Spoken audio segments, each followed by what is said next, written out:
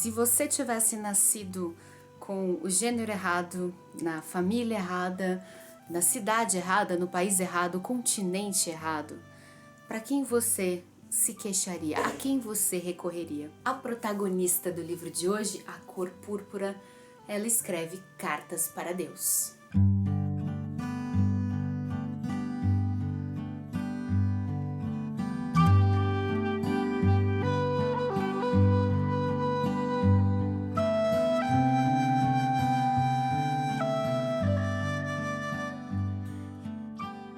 Oi pessoal, como é que vocês estão? Eu, como vocês podem ver, estou num cenário diferente. Eu tive que viajar nessa quinta-feira, então eu tô aqui hospedada em outro lugar, mas eu encontrei, olha só, esse quadro aqui. Eu acho que ia ser um bom cenário para a nossa resenha de hoje, A Cor Púrpura, que é um romance fundamental da literatura norte-americana negra. Por que eu falo isso? Porque os personagens principais são negros, não só, mas também porque ele foi escrito por uma autora negra e é constantemente lembrado como um dos romances mais importantes de empoderamento dos negros nos Estados Unidos, de tomada de consciência, de luta pelos seus direitos, principalmente, e isso aqui é muito importante, principalmente os direitos das mulheres negras nos Estados Unidos. Eu ganhei esse livro da editora Record há muito tempo. Essa edição foi lançada agora em 2016 e é belíssima, maravilhosa mesmo, e eu acho que esse livro estava fora de catálogo no Brasil.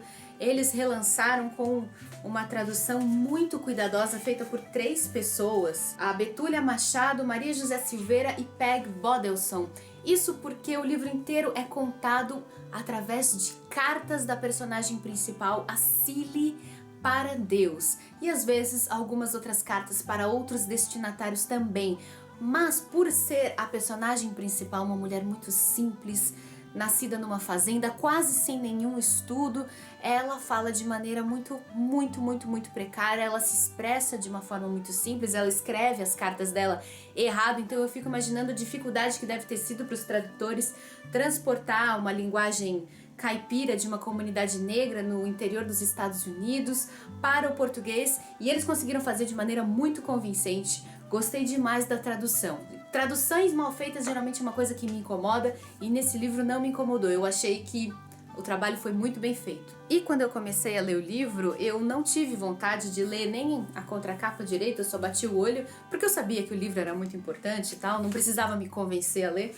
E eu também não li as orelhas, eu já fui direto para a história. Então, por causa disso, eu não sabia de antemão qual época histórica o livro se passava, porque o livro ele é contado através de cartas sem data. Eu não sabia se tudo se passava agora no século XX, mas em qual década, ou se passava no século XIX, pouco depois da abolição da escravidão lá nos Estados Unidos. Eu não sabia direito e fiquei com essa dúvida durante muito tempo, quase no final do livro só, que eu entendi que a história se passa mais ou menos no período entre 1900 e 1940. A realidade dessa personagem principal é quase medieval. Ela vive numa fazenda sem acesso a nada, sem direito a nada, sem direito à voz. A gente fica realmente com dificuldade de identificar em que contexto que a história se passa, talvez porque ela seja uma história universal a respeito do sofrimento de mulheres, principalmente de mulheres negras fora do seu continente, em países onde os negros são uma minoria. Mas o que acontece na história? A Cilly, a gente acompanha a vida dela desde que ela é menina, adolescente, até mais ou menos a meia-idade. Desde o começo a gente descobre que ela é uma mulher que sofreu todos os tipos de violência que você pode imaginar. Desde violência física, violência sexual, violência moral, psicológica, violência social, porque ela era considerada uma pessoa inferior mesmo dentro da sociedade. E através de cartas numa linguagem simples, muito sensível, ela fala com Deus, ela conversa com Deus a respeito da sua própria existência. Acima de tudo, a Cilly é uma mulher muito submissa, muito medrosa, muito sofrida e que já desistiu de lutar. Ela conta como a pessoa que ela mais gostava na vida, que era sua irmã mais nova, Annette, se separou dela. Ela conta como ela sofreu violência do próprio pai. Ela conta como a mãe dela morreu precocemente e a saudade que ela sentia da mãe. ela conta como ela foi praticamente vendida pelo pai para o homem que se tornou o marido dela, um homem mais velho que já tinha muitos filhos, e como mais ou menos com 20 anos ela foi mandada para uma outra fazenda na condição de nova mãe de 5 crianças, e lá ela passou a trabalhar muito exaustivamente como dona de casa e como trabalhadora na roça, porque tudo se passa num ambiente rural. Não é uma leitura muito fácil, embora seja rápida, as cartas são curtas, a gente lê o livro em 2, 3 dias.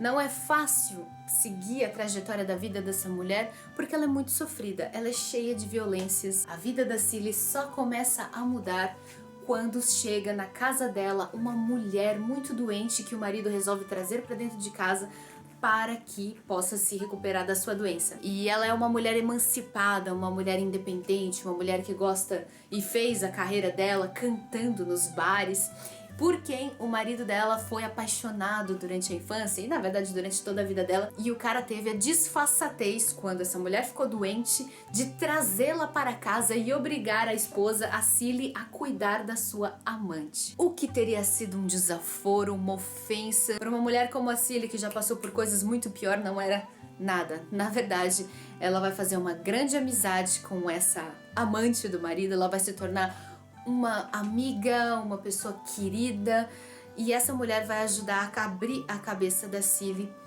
para uma série de transformações que vão acontecer na vida dela. Apesar de ser muito triste, o romance ele é bem dinâmico, ele não fica só cheio de chororô, ele tem muitos personagens, muitas coisas acontecendo, muitas pequenas tramas, né, subtramas de outras pessoas. A gente consegue ler rapidamente. Eu só achei que no final da segunda metade para o fim, talvez a história acho que tenha perdido um pouco o rumo.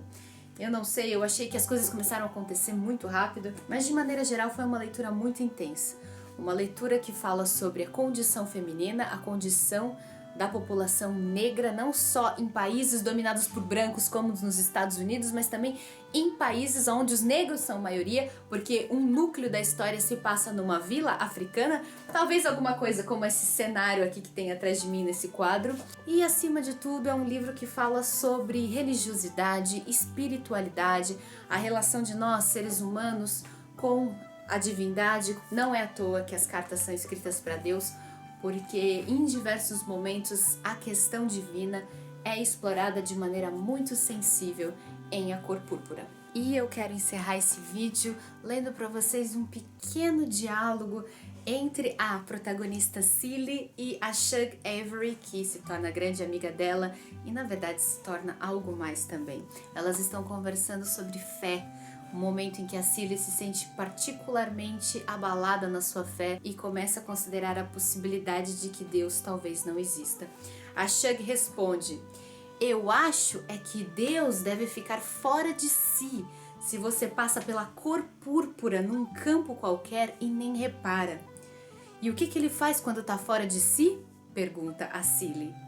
"Ah, ele faz outra coisa. As pessoas acham que agradar a Deus é tudo que interessa a ele. Mas qualquer idiota no mundo pode ver que ele tá sempre tentando agradar a gente de volta."